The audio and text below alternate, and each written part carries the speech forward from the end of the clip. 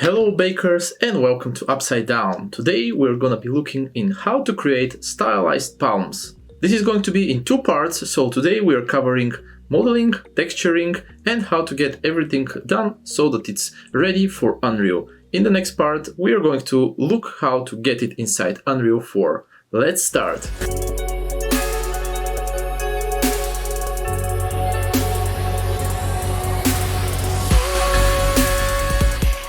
So the first thing that we are starting is going to be creating our model and the mesh.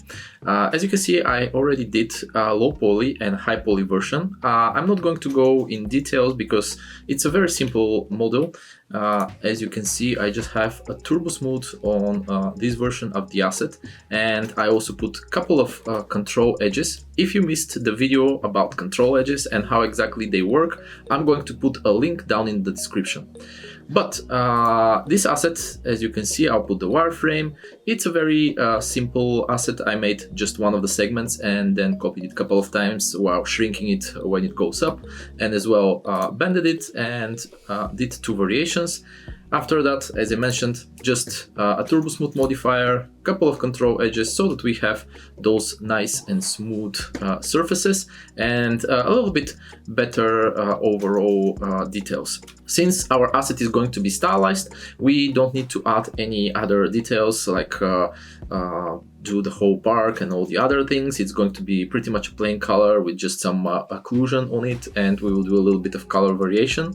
So that's going to be pretty much all of the stuff. So now that I have everything, I'm just going to export one by one. First the low poly, and then I'm going to move the high poly exactly on the same location and export it as well as FBX. And I'll see you in a second inside Substance Painter where we are going to bake it. Now inside Substance you can see as well how the UVs for those two assets look. So this is how everything is being packed inside the UVs. And just so that I have pretty much the same density for the tall one and as well for the shorter one, I split it over here, and this seam is hidden inside, so it's not going to be visible. So I split it just to have the same texture density. And then what I did is bake mesh. Here I loaded the high poly, I baked everything on 4K and just clicked bake. You can see that now we have those nice smooth surfaces and everything looks pretty good. The bake turned out to be a very nice one, so no any issues there, since there are not a lot of details and places that are close to each other, so that we have errors and mistakes. So now the only thing that we're gonna do is one new layer, which I'm just going to make it as a fill layer, and inside that fill layer we are going to add a little bit of color. So let's make it just a bit whiter like this. And then I'm going to remove all the roughness, so we will put everything like that, and sorry, into one, and then we are going to maybe to make it just a little bit darker, yeah. So and then I'm going to make one more layer, which is going to be on top of this one, and this one we will do it just a little bit darker like this. And then we can make some roughness variation over here. So let's not go all the way there, but something like that. And I'm going to use some of the smart masks, and we will find one which is going to be give us a little bit more details into the cavities. So we will have those areas darker, and then we will use this as well as a mask, or we can use it as an extra detail on top. So I'm going to grab something. I think maybe something like this can work. So let's try it out, see the result. Maybe it's a bit too subtle, so let's try to see. Maybe this one will have a little bit better result. So not really, but what we can do is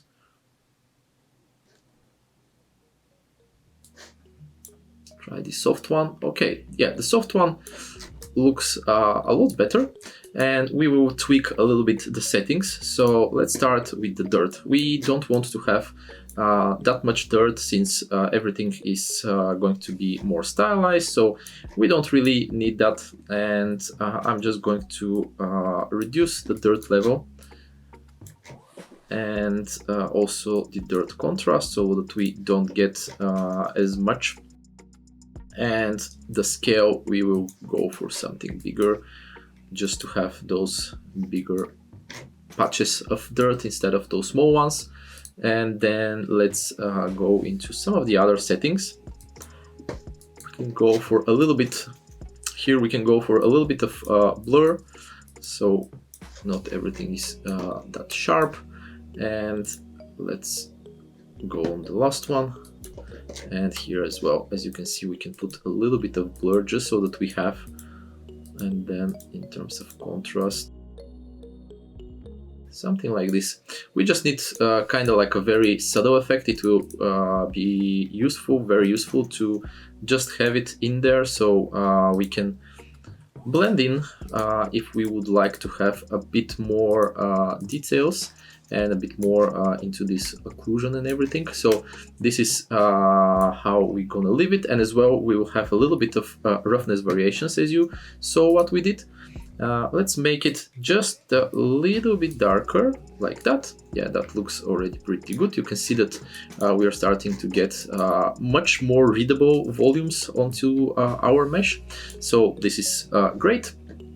And let's add one more layer, which we are not going to use the color, metallic, normal map and height. And instead we will just use the roughness, and we will give a little bit more shiny values. And then from the smart masks, we will apply something like, let's say, edges, to see how that will look. If you would like to see better the effect of that, so we can just move into roughness, and now we will be able to see what exactly the mask that we just applied is doing.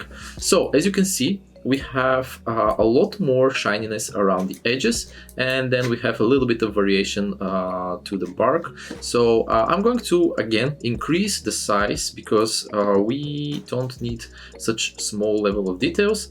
So first let's go with the wear level. Let's tune it down a little bit, like that. Then the grudge amount, let's also tune it down a little bit. We just want a little bit of variation. And the scale, we go for something bigger. I guess that something like this, yeah, something like this looks nicer. And then let's go for the edges, see what we can do. So let's go for a bit smoother edges, like that.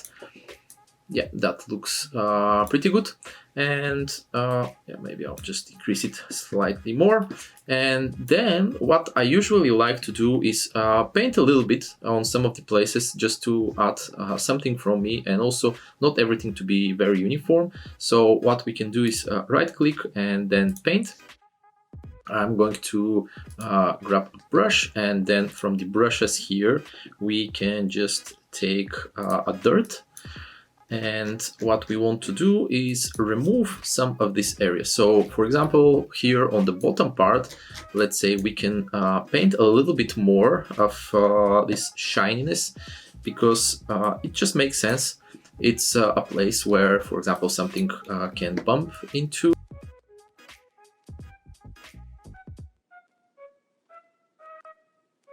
A little bit we paint here and there, and then we're gonna remove a lot of that. And don't worry about those stretches, we are now going to remove those areas anyway. So let's just grab this and remove a little bit. We just want to break that machine looking for the whole texturing, and have a little bit something from us into the asset. It's a subtle detail into everything, so it's like a very, very subtle thing. But when you're rotating and having like more assets in the scene, it's one of those things that makes the difference between more high quality assets and something which, for example, doesn't have as much details. And especially it's a good practice to do something like that, and just to see what else you can add a little bit here and there from you, because when you're texturing more realistic assets, then all this skill and this just kind of thing that is already built in your system to do it will help you quite a lot, and you will not forget it. So I'm also removing a little bit of the roughness details that we had before, so we don't have that uniform roughness to the top, also just to have this a little bit of randomness in it here,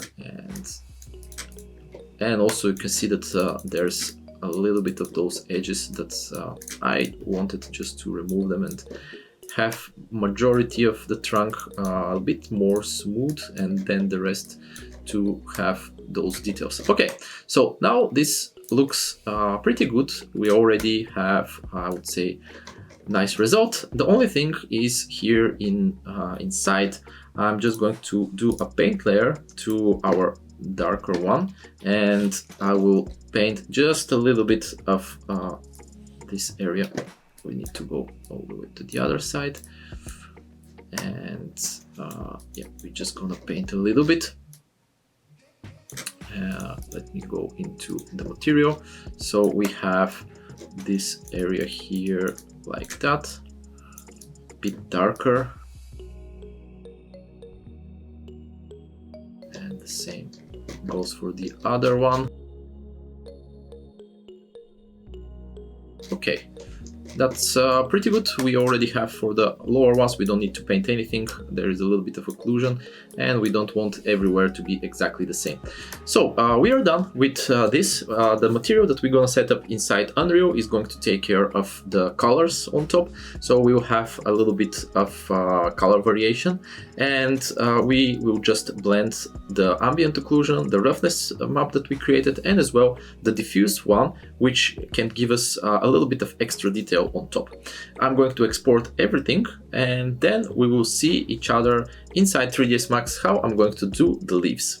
Now we are inside 3ds Max, and these are how our leaves are going to look like. You can see that I first created just a plane underneath, so it's a complete square, and then this was going to be just easier for me to know that everything fits inside the texture.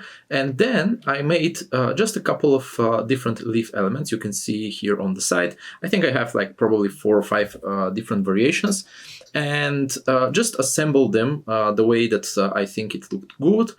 Plus, at the end, those two, I applied an FFD. One I used 4x4 and the other one 3x3 FFD, and just to twist a little bit the shape and make it a little bit different. And I tried to make, for example, the first one is a little bit more straight, then the second one has less leaves, and the last one has a lot more round shape. So this is going to give us, I think, enough of good variation, and everything is placed a little bit on top of the whole plane. So I already exported all the things as an FBX, and I'm going to go now inside Substance Painter to bake it, and then we are going to do pretty much the same as we did for the trunk, where we're just going to bake some ambient occlusion and adjust the roughness, export it, and then we are going to assemble the whole tree. I loaded the plane, and you can see that it has just the standard UVs, and then already here I just loaded the high poly for our leaves. We might need to adjust the distance, like the front distance over here, since we place them a little bit further from the mesh. So I'm just going to start this with 25 and see how it goes. And if we need, we just need to increase it a little bit more. This is something that you need to have in mind depending on your model and depending on your measurements and how big are the assets that you created. I normally like to work kind of in measurements which are going to be in real life and how those things are going to look. Sometimes, of course, when making textures, make everything a little bit smaller, but in the correct proportions. But I just have in mind that this can be the case, that not everything will show. So as you can see, this is something that we don't get all the information. So this definitely means that we need to increase the distance so that we get all the other details. You can see that we just barely grabbed some of the information, like those leaves that were going more down. So we gonna come here and let's do this on one, and this one I'll as well increase it a little bit. This time you can see that the bake is a lot better and correct, which is awesome because it means that we can start texturing. This is how our bake looks like. I think that everything looks pretty good. You can see that we have a little bit of variation in terms of how everything is bended. We have a little bit some of the leaves going on top of each other. So I think that we have a pretty nice result. Okay, so we are going to delete the bottom layer, create a new one, and for the base we do pretty much the same as last time. We don't need any metalness, normal and height. And just for the roughness, I'm going to go for something like that, like we don't have a lot of information, and then we will add the details and the parts that are more shiny on top. So I'm just making a new layer on top of it. We don't need for the new layer color, metalness, normal and height. And just for the roughness, as you can see now, we have something which is a lot shinier. And again, going into the smart masks.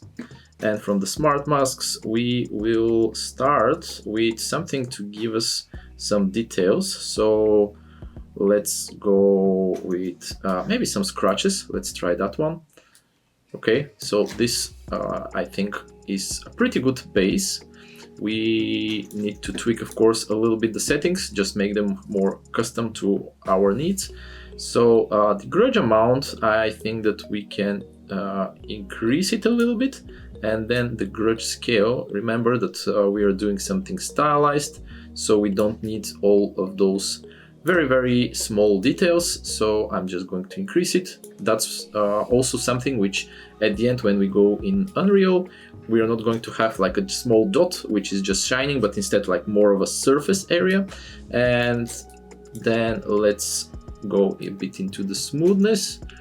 So something like this. Again, it will give us a bit more of a gradient into our shininess, not to be just a dot. You can see that here we have a lot more variations in terms of how the leaves are shining.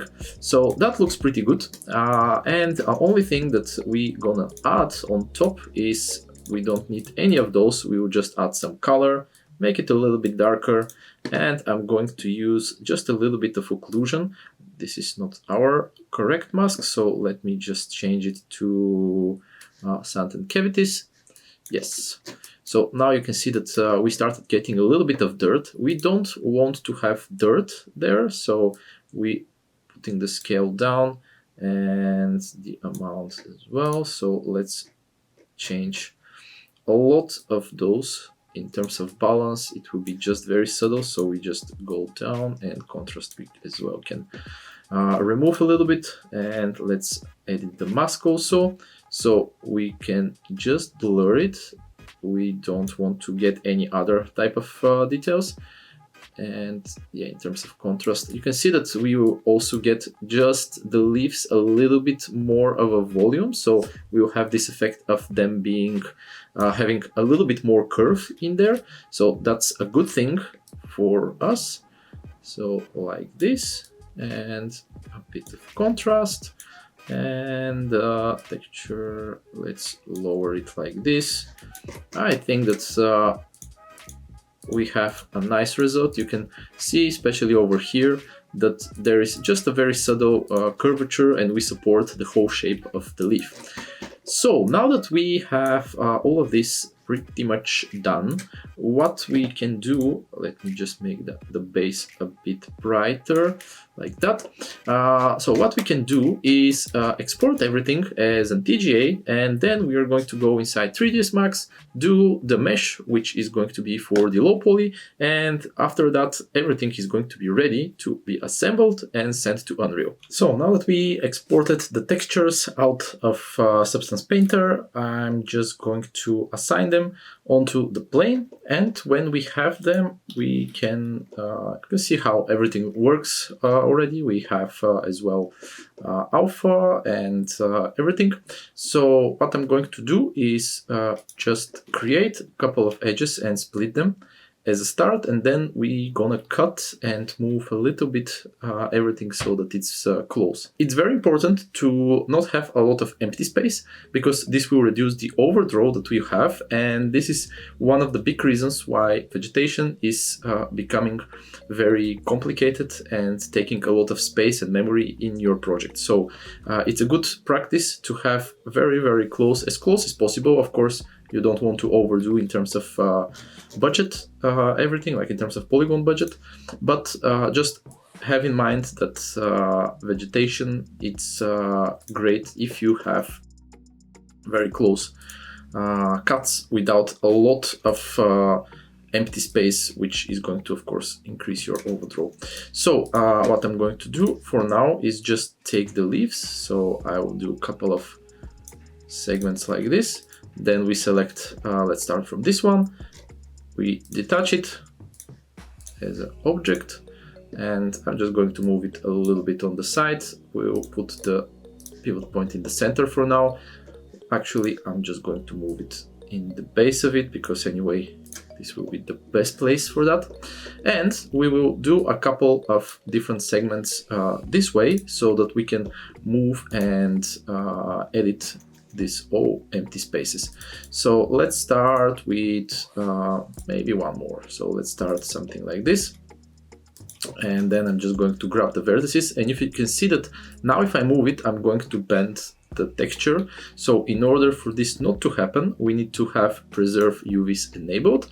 And then when we move it, we are not going to anyhow stretch the textures. So let's just move everything as close as possible to the texture ends. So like that.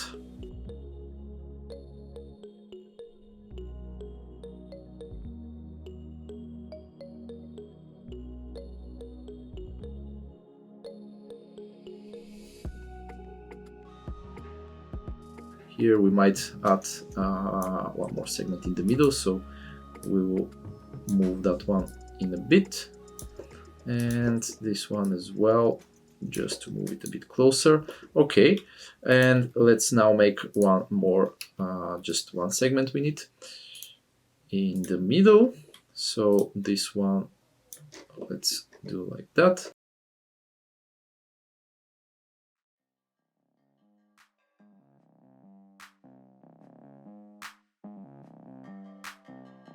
And here like this.